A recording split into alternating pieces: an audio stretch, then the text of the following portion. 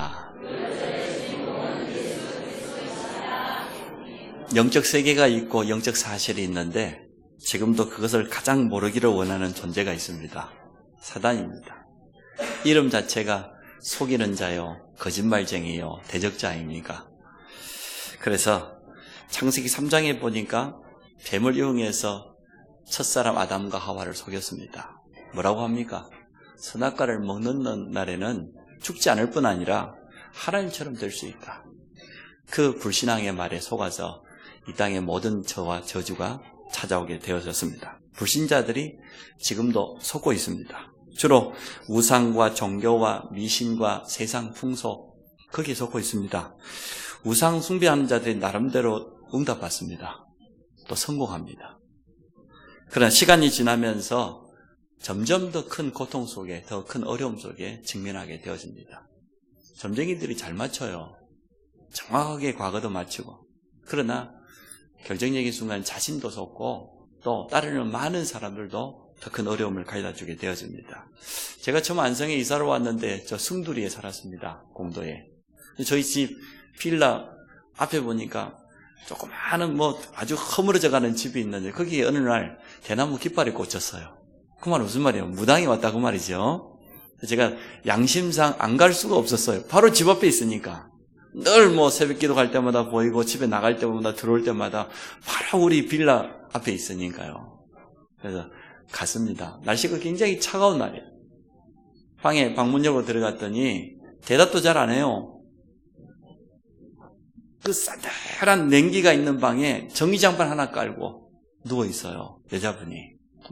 점치고 그럴 생각 전혀 없어요.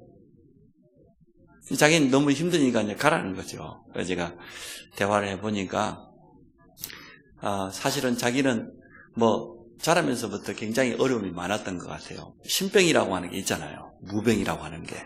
무속인 되기 전에 계속해서 질병이, 그것도 원인도 없고 진단도 없어요. 병원 가봐요. 정신적으로 너무 어렵고 시달리고 악몽에 가위 누르며 자기 몸은 아프고 어렵게 살다가 결혼을 해가지고 딸까지 둘을 낳았어요.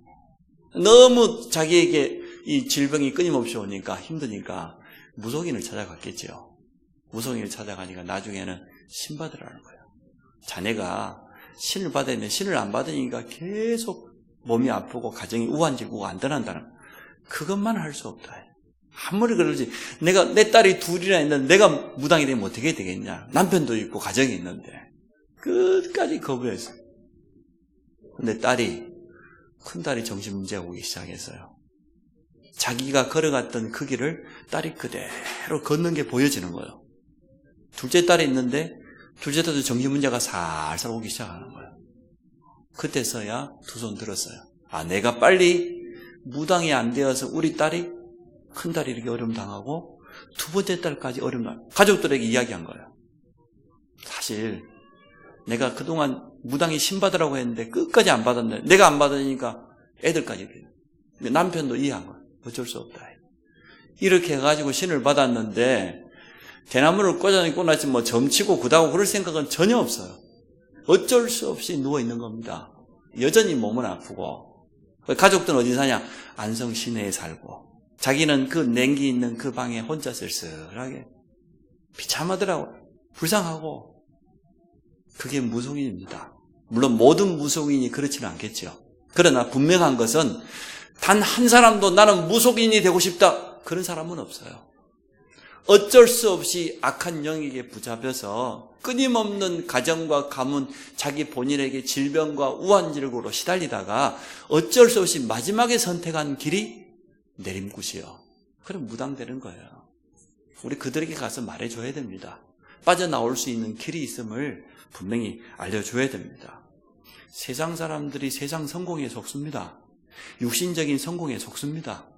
그게 행복인 줄 알고 그게 참 성공인 줄 알고 가지고 있는 자, 많이 명예를 가진 자, 부를 가진 자, 능력을 가진 자, 영향력을 가진 자, 그게 과연 성공입니까? 사단은 그거 가져다 주면서 영적인 거 다 뺏어가거든요. 우리가 알다시피 애굽이 얼마나 대단한 나라입니까? 그 시대의 최고 강대국, 요즘 말하면 선진국으로 말할 수도 있겠죠. 바로왕의 권력이 얼마나 대단했습니까? 그런데 우리 현장에 세상의 성공자들이 영적인 문제가 더 많다는 거예요. 선진국들이 사실은 더 정신 문제가 더 많고 중독자가 더 많고 더 많은 가정이 깨어지고 있고 후대들이 무너져 버렸어요. 그게 선진국 맞습니까? 영적으로는 다 무너졌는데 그게 어떻게 선진국입니까? 세상에 뛰어난 지도자들이 자기 분야에 성공한 엘리트들이 마지막에는 마약 중독으로 약물 중독으로 정신 문제로 우울증으로 자살하고 그게 연일 뉴스에 나오지 않습니까? 그게 성공입니까? 사단은 이처럼 창세기 3장의 첫사람 아담과 하와를 속였던 것처럼 우상을 가지고 무속인을 통해서 종교를 가지고 세상 성공을 가지고 육신적인 조그마한 얻은 그걸 가지고 속이는 거예요. 성도들까지 속고 있습니다. 우리에게 주어져 있는 구원의 축복이 완전한데도 불구하고 여전히 불신앙하고 있고 현실 때문에 인간관계 갈등 때문에 속고 있고 오늘 그 모든 것을 버리시기를 주의 이름으로 축복합니다. 또 사단은 속이는 것뿐만 아니라 분쟁시켜요. 다툼을 일으켜요. 이간일시켜요. 끊임없이 어려움을 가져줍니다. 저는 이해가 안 됐어요. 저희 부모님이 한두 번 이렇게 좀 다툰다 그러면 이해가 되는데 이게 사람이 하는 게 아니라 완전 전쟁 수준이라. 근데 어느 날 보니까 저도 그러고 있는 거 있죠. 보고 듣고 배운 게 있어가지고 교육을 워낙 잘 받아가지고 우리 애들 보는 데서 우리 집사람하고 싸울 때도 있고. 참. 예, 그래서 틀린 각인 우리 체질을 빨리 바꿔야 될 줄로 믿습니다. 부모와 가족들까지도 자녀들까지도 이간질시키고 어려움 가져다 주고 이 모든 것을 끝내는 해답이 오늘 성경에 나와 있습니다. 그 해답이 바로 6월절입니다. 6월절 어린 양 피 바른 날 애굽의 모든 저주 노예에서 해방되었습니다. 우리 가문의 모든 저주를 끝내는 6월절의 비밀을 오늘 회복하시기 바랍니다. 근데 그 6월절이 누구냐 말이에요. 6월절 어린 양이 예수 그리스도를 의미해요. 예수 그리스도의 십자가의 보혈이 모든 저주, 흑암 세력을 이길 수 있다. 그래서 오늘 첫 번째 애굽에 내려진 10가지 재앙입니다. 애굽 사람들이 재앙을 당했는데 그게 그토록 자기들이 의지하고 섬겼던 우상들이었어요. 자기들이 식으로 말하면 신이지요. 자기들에게 도움을 주고 문제를 해결해주는 의지했던 그 우상들을 통해서 하나님은 10가지 재앙을 계속 애굽에다가 쏟아 부은 겁니다. 나일강 피로 만들어졌지요. 개구리가 왕궁에서부터 모든 사람들 집에까지 방언까지 개구리가 찾아오고 티끌을 하는데 티끌이 이가 되어가지고 사람에게 붙고 짐승에게 붙고 그 괴로움이 얼마나 됐 파리가 음식에까지 들어갔어요. 여러분 파리가 온통 돌아다닌다고 생각해 보세요. 그게 4번째 재앙입니다. 5번째 가축이 죽임을 당했어요. 가축이 있어야 농사를 지을 건데 가축이 죽임을 당했어요. 6번째 독종이 일어나가지고 짐승에게도 사람에게도 온몸에 독종이 자라나. 그리고 7번째는 우박재앙이 찾아왔습니다. 우박이 떨어지니까요. 그렇게 농사지었던 모든 곡식들이 다 떨어져요. 남아있는 곡식조차 8번째 메뚜기, 황충이라고 하죠. 메뚜기가 날아와가지고 다 휩쓸어 가버렸어요. 그게 8가지 재앙입니다. 그래도 애굽이 바로왕이 손들지 않으니까 9번째 어떻게 했어요? 애굽 사람들이 섬기는 태양신, 태양이 없어져 버렸어요. 흑암재앙. 마지막으로 바로를 신으로 인정했는데 바로왕의 아들, 모든 애굽 사람의 장자, 짐승의 첫 새끼까지 다 쳐주겠어요. 이게 전부 애굽 사람들이 그토록 의지했던 우상입니다. 신입니다. 불신자들이 멸망당한 줄도 모르고 우상 숭배합니다. 분명한 사실은 왜 불신자들이 우상 숭배합니까? 왜 종교 앞에 갑니까? 답이 찾고 있다는 거예요. 맞죠? 여기서 우리는 답을 얻어야 돼요. 아, 불신자들이 답을 찾고 있구나. 운명이 두렵고 삶 속에 찾아오는 많은 문제들이 있지만 그걸 해결할 길이 없어서 어쩔 수 없이 거기 가고 있단 말이죠. 그래서 우리는 그들 앞에 정확한 해답을 줘야 되겠습니다. 왜 10가지 우상이 전부 재앙으로 바뀌었습니까? 애굽 사람들이 섬기던 그 거짓 신들, 그 우상은 참신이 아니에요. 하나님 확실한 증거를 준 거지요. 우상 숭배하는 개인, 가문, 시대, 나라가 다 멸망당했습니다. 애굽의 그 찬란했던 문명과 그 뛰어난 것들이 지금 어디에 있습니까? 하나도 남아있지 않아요. 저 이집트 카이로 박물관에 가면 있어요. 오로지 관광객들 보라고 사막 한가운데 피라미드, 스핑크스 남아있지, 애굽은 지금 이집트는 살기 어려워요. 로마가 한때 전 세계가 로마로 다 통한다고 했는데, 가는 곳마다 제우스 신전을 세워서 우상을 퍼뜨렸는데, 지금요, 로마, 그리스, 유럽에서 가장 못 사는 나라. 지금 빚에 허덕이다가 지금 IMF에 도움 청하려고 손 벌리고 있어요. 그 우상 나라들이. 역사가 뭘 말해주고 있습니까? 우상은 참신이 아니다. 거짓 신이 우리 인간을 속일 뿐이지 참된 복을 줄 수 없다. 여호와만이 유일한 하나님이십니다. 참신입니다. 나의 복이 어디서 옵니까? 여호와로부터 옵니다. 다윗의 고백이 틀림없습니다. 여호와가 나의 목자 되셔야 부족함이 없어요. 오직 여호와만이 우리의 참 하나님이십니다. 오늘 10가지 재앙을 통하여서 우리가 얻어야 될 분명한 교훈이 있습니다.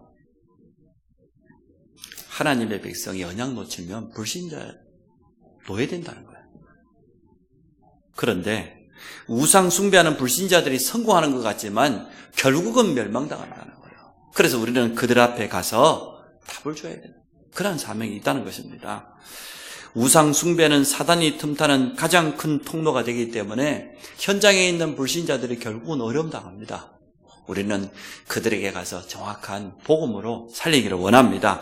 10가지 재앙이 이스라엘 백성들에게는 확실한 증거가 되어졌습니다. 여호와 하나님이 참신이 맞다는 증거지요. 나중에는 출애굽 광야길을 가다 보니까 주위에 있는 모든 열방들이 그 소식을 다 들었어요. 여호와 하나님께서 모세와 아론을 통해서 애굽의 10가지 신들을 다 우상을 다 무너뜨렸다. 애굽의 저주가 재앙이 임했다. 그런데 이스라엘 백성은 거기서 빠져나왔다. 얼마나 큰 증거가 됩니까? 전도할 수 있는 그런 참된 증거가 되어졌습니다. 우리가 우상과 영적인 싸움한다고 하면 하나님은 우리에게 이러한 증거를 주실 것입니다. 여러분 가는 곳마다 모든 흑암 우상이 무너질 겁니다. 두 번째, 6월절입니다. 9번째, 흑암 재앙을 줬는데도 그래도 바로왕이 손들지 않았습니다. 재앙이 임할 때 그때는 모세를 불러가지고 어떻게 합니까? 이 재앙만 그치면 나가라. 빨리 나가라. 재앙만 물러가고 나면 또 바뀌어요. 안 놔주는 거예요. 끝까지. 얼마나 바로왕이 악합니까? 10번째 마지막 재앙이 애굽에 임했습니다. 애굽에 있는 모든 장자, 큰아들, 짐승의 첫 새끼까지 다 쳐주겠어요. 오늘 12절에 그랬죠. 내가 그 밤에 애굽 땅에 두루 다니며 사람이나 짐승을 막론하고 애굽 땅에 있는 모든 처음 난 것을 다 치고 애굽의 모든 신을 내가 심판하리라. 나는 여호와니라. 하나님이 그렇게 모세에게 약속했어요. 바로왕의 아들 왕자도 죽었어요. 그 밤에 애굽 사람의 모든 집에 저주가 찾아왔습니다. 29절 30절에 보니까 밤중에 여호와께서 애굽 땅에서 모든 처음 난 것 곧 왕위에 앉은 바로의 장자로부터 옥에 갇힌 사람의 장자까지와 가축의 처음 난 것을 다 치심에 그 밤에 바로와 그 모든 신하와 모든 애굽 사람이 일어나고 애굽에 큰 부르짖음이 있었으니 이는 그날에 죽임을 당하지 아니한 집이 하나도 없었음이로다. 모든 가정마다 바로왕의 왕궁에까지 감옥에 갇혀있는 제수의 아들까지 죽임을 당했어요. 한 사람도 비켜갈 수가 없어요. 우상 숭배하는 자 불신자들은 단 한 사람도 12가지 재앙에서 벗어날 수 없습니다. 하나님 떠나 있죠. 세상 풍속 쫄았다가 우상 숭배하다가 찾아오는 저주를 막을 길이 없고 결국 이 땅 떠나는 날 영원한 지옥 갈 수밖에 없고 후손들에게 저주의 대물림이 내려갑니다. 하나님의 계획을 막을 자가 어디 있겠습니까? 여기서 우리가 생각해 봐야 돼요. 애굽 사람들은 저주를 당했지만 이스라엘 백성은 뭐였습니까? 증거를 얻었습니다. 이 재앙이 애굽 사람들의 집에는 임했지만 이스라엘 백성들에게는 하나도 임하지 않았어요. 6월절 어린 양 피 바른 이스라엘 백성들 집에는 단 한 명도 죽임을 당하지 않았어요. 성도를 뭐라 그랬어요? 뜻이 세상과 구별된 자란 말이에요. 재앙과 구별된 자예요. 저주에서 구별된 자예요. 여러분 두려워하지 마세요. 오늘 이 믿음을 회복하시기 바랍니다. 확실한 증거를 오늘 성경이 우리에게 말해주고 있는 겁니다. 하나님이 내리신 이 재앙이 바로왕과 애굽 모든 사람 집에는 임했지만 6월절 어린 양 피 바른 이스라엘 집에는 재앙이 들어오지 못했다는 거예요. 그것을 우리에게 지금 말해주고 있는 겁니다. 어린 양의 피를 바르라고 말씀했습니다. 모든 이스라엘 백성들은 어린 양을 잡아가지고 집자와 문설주에 바르라는 거. 13절에 보니까 내가 애굽을 땅을 칠 때에 그 피가 너희가 사는 집에 있어서 너희를 위하여 표적이 될지니 내가 피를 볼 때에 너희를 넘어가리니 재앙이 너희에게 내려 멸하지 아니하리라. 그랬더니 오늘 모세가 이 말씀을 이스라엘 백성들에게 전합니다. 21절 22절에 모세가 이스라엘 모든 장로들을 불러서 그들에게 이르되 너희는 나가서 너희 가족들 어린 양을 택하여 6월절 양으로 잡고 우슬초 묶음을 가져다가 그릇에 담은 피에 적셔서 그 피를 문 안방과 좌우 설주에 뿌리고 아침까지 한 사람도 자기 집 문 밖에 나가지 말라. 그렇게 장로들에게 전했더니 이스라엘 백성들이 그대로 행했어요. 오늘 우리가 말씀을 아무리 들어도 행치 않으면 역사는 일어나지 않아요. 아무리 예배를 드려도 듣고만 그치는 자가 되지 말고 행하는 자가 되라고 주님 말씀하셨습니다. 여러분 오늘 이 6월절의 언약을 단단하게 붙잡고 그대로 여러분 행하시기 바랍니다.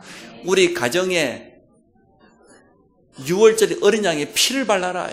예수 그리스도 보혈의 능력이 모든 가족들에게 전달되도록 해라 그 말이죠. 현장에 지금 재앙만 있는 사람들이 재앙을 이기는 유일한 길은 오직 예수 그리스도의 보혈밖에 없다. 여기에 증인되라는 거예요.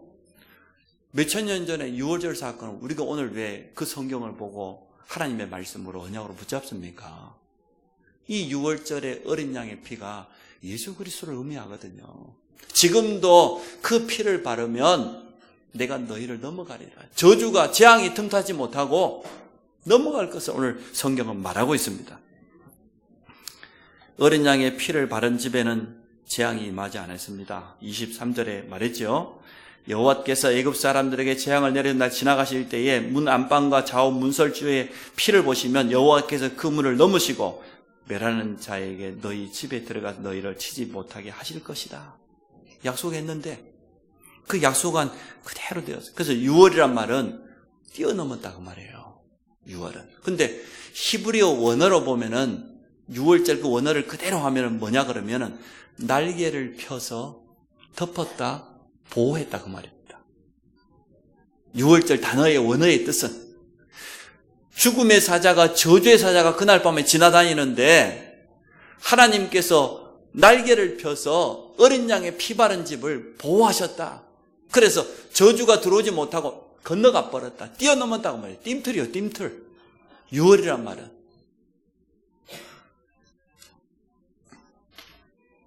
(6월절의) 주인공이 예수 그리스도입니다. 성경 전체가 복음을 말합니다. 성경 전체가 예수 그리스도를 증거합니다. 요한복음 1장 29절에 세례 요한이 예수님이 자기에게 나오는 걸 보고 고백한 첫 고백입니다. 보라, 세상 죄를 지고 가는 하나님의 어린 양이로다.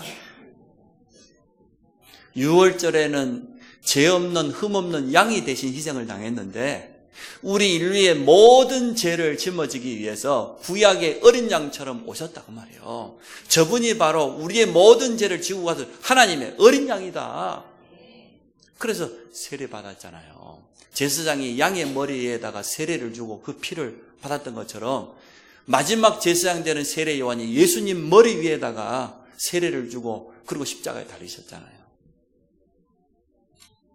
예수 그리스도는 우리의 모든 죄와 저주를 해결하신 대속물이 되십니다.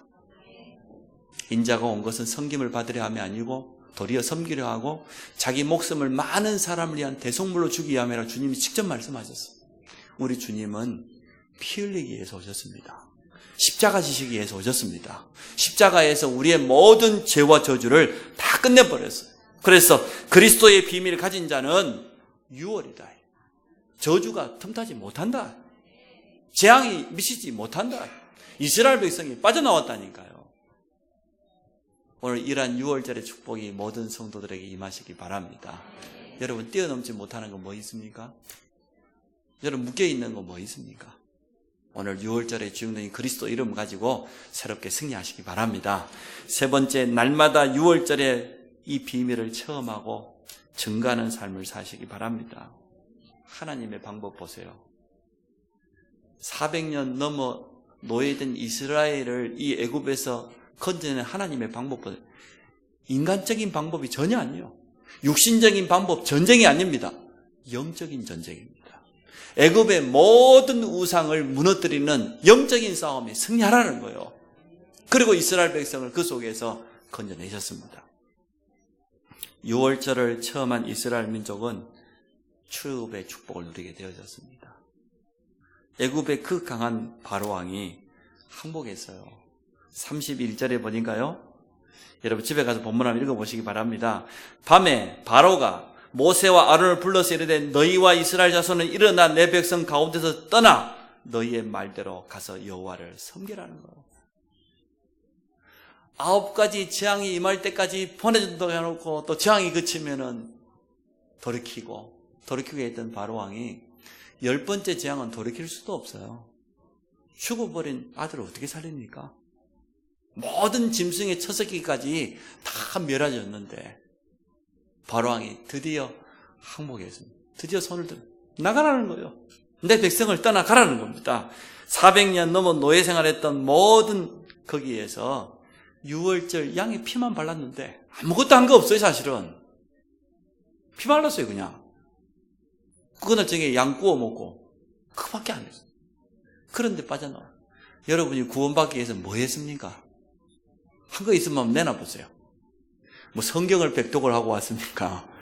뭐 선한 일을 많이 하고 왔습니까? 뭐 교회당 하나 지었습니까? 뭘 했습니까? 아무것도 한 게 없어요. 우리가 아직 죄인 되었을 때에 그리스도께서 십자가에 죽으심으로 하나님이 우리에 대한 자기의 사랑을 나타내 주신 거예요.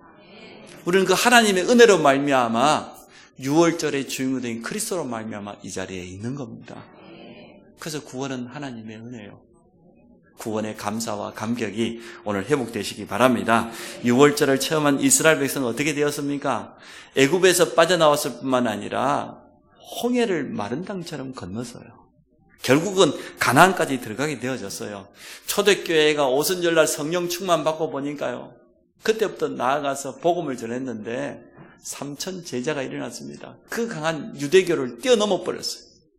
결국은 로마까지 살리는 그런 응답을 받게 되어졌습니다. 지금도 예수 그리스도 보혈을 의지하는 자에게는 이러한 능력이 임하는 것을 여러분 믿으시기 바랍니다. 오늘 이 믿음 회복하고 가셔야 돼요. 오늘 6월절 말씀을 받고 끝나는 것이 아니라 확신 가지고 믿음으로 붙잡고 사실적으로 체험하시기 바랍니다.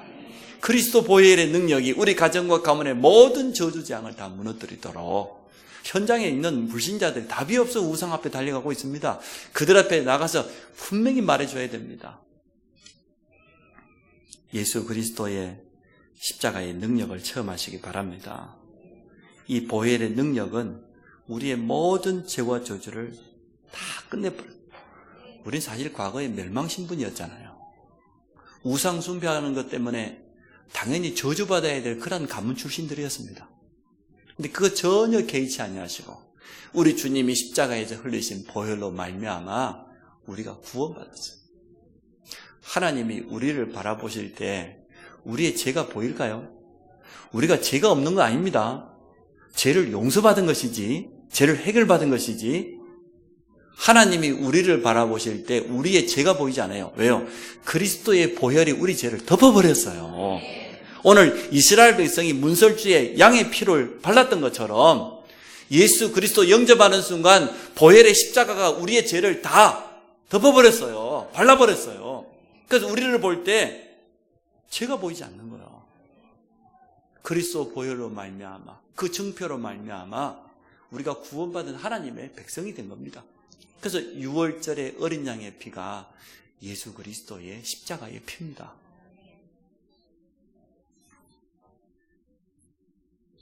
하나님과 우리 사이를 가로막고 있던 죄의 휘장이 언제 무너졌습니까? 주님이 십자가에서 마지막 다 이루었다고 고백하는 순간, 그 순간 위로부터 아래로 휘장이 갈라져 버렸어요. 이제는 하나님과 우리 사이를 죄가 더 이상 가로막을 수 없다는 거예요. 누구든지 예수 이름을 힘입어서 담대하게 하나님 앞에 나아갈 수 있는 구원의 길이 열렸다는 겁니다. 이러한 축복이 오늘 우리에게 주어졌습니다. 모든 저주 재앙 이기는 비밀이 성도에게 주어졌습니다. 그래서 구원받은 하나님의 자녀는 두려워할 필요 없어요.